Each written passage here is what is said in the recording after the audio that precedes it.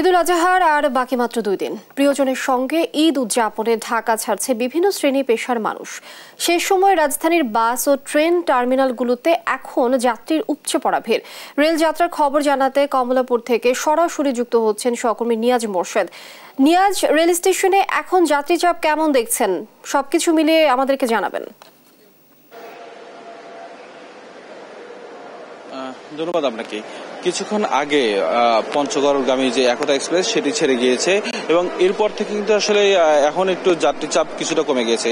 তবে সকাল থেকে কিন্তু যাত্রী চাপ বেশ ছিল কমলাপুর রেল স্টেশনে এবং সকাল থেকে কিন্তু বেশ কয়েকটা ট্রেন কিন্তু নির্দিষ্ট গন্তব্যে আপনার উদ্দেশ্যে ছেড়ে যায় এবং সেক্ষেত্রে কিন্তু কোনো ধরনের কোনো শিডিউল বিপর্যয়ের খবর আমরা পাইনি। প্রত্যেকটি ট্রেনই কিন্তু একেবারে সঠিক টাইমে ছেড়ে গিয়েছে আর যাত্রীদের আসলে ট্রেনের এই যাত্রা নিয়ে তেমন কোনো অভিযোগ নেই। তারা বেশ স্বাচ্ছন্দ্যেই যাত্রা করছে এমনটা বলছেন। তবে কিছুটা অভিযোগ পেয়েছি ট্রেনের টিকিট পাওয়ার ক্ষেত্রে। সেই টিকিট পাওয়ার ক্ষেত্রে আমরা কিন্তু দেখেছি আসলে আপনার জামালপুরগামী যে এক্সপ্রেস রয়েছে সেই এক্সপ্রেসের যে আপনার যাত্রী রয়েছে তারা কিন্তু আপনার অভিযোগ করেছেন যে তাদের টিকিট আসলে যারা অনলাইনে পাননি তারা আপনার কালোবাজারে থেকে টিকিট কিনেছেন এবং প্রায় সেই টিকিটের মূল্য প্রায় 200 থেকে আপনার 700 টাকা বেশি দিয়ে আসলে তাদেরকে কিনতে হয়েছে। এবং আপনাকে আরো একটু বলে রাখি যে আমরা আরো একটু অভিযোগ পেয়েছি যে অনলাইনে যারা টিকিট কিনছেন সেই টিকিটের ক্ষেত্রে কিন্তু প্রায় একই টিকিট আসলে 4 জনে পেয়েছেন এমন অভিযোগ আমরা পেয়েছি। যদিও আমরা এই বিষয়টি নিয়ে আসলে রেলওয়ে কর্তৃপক্ষের সাথে কথা বলেছি।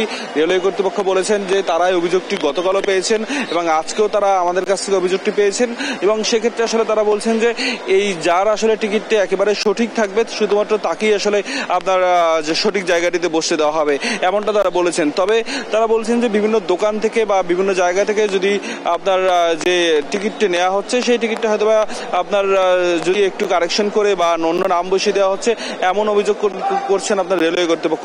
কিন্তু আমরা যাত্রীদের সাথে কথা বলেছি, যাত্রীরা ঠিক একই কথা বলছেন।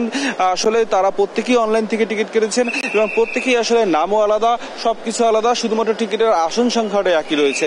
তবে টিটির সাথে আমরা কথা বলেছি, টিটিও আসলে বিষয়টি থেকে আশ্চর্যান্বিত হয়েছেন যে কিভাবে আসলে এটি সম্ভব যে অনলাইনে টিকিট কিনছেন সেই টিকিট আসলে আপনার কিভাবে একই টিকিট 4 জন পেয়ে থাকেন। এক্ষেত্রে আসলে আমরা বারবার কিন্তু আমরা সহজ.com-এর কিন্তু আপনার এক ধরনের দুর্নীতির অভিযোগ কিন্তু আমরা এর আগেও পেয়েছি।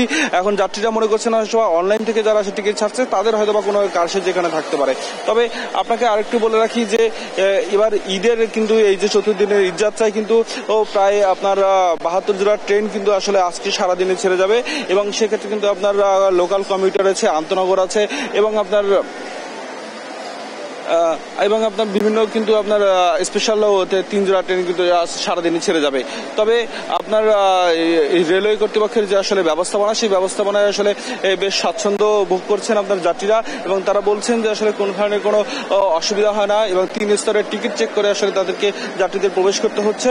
এবং সব থেকে আরেকটা বিষয় হলো আপনার সবাই কিন্তু আপনার একেবারে আনন্দিত, কারণ সবাই আসলে প্রিয়জনের সাথে ঈদ করতে যাবেন এবং আপনার এই ঘরমুখে যাত্রীরা আসলে বেশ স্বাচ্ছন্দ্যে আসলে যাত্রা করতে পেরে তারা খুব খুশি। এই ছিল আমার কাছে কমলাপুর রেল স্টেশন থেকে সর্বশেষ তথ্য। নিয়াজ, অসংখ্য ধন্যবাদ আপনাকে। দর্শক, ঈদুল আজহা ঘিরে রেল স্টেশনে যাত্রী চাপ এই বিষয়ে বিস্তারিত জানাচ্ছিলেন সহকর্মী নিয়াজ মোর্শেদ।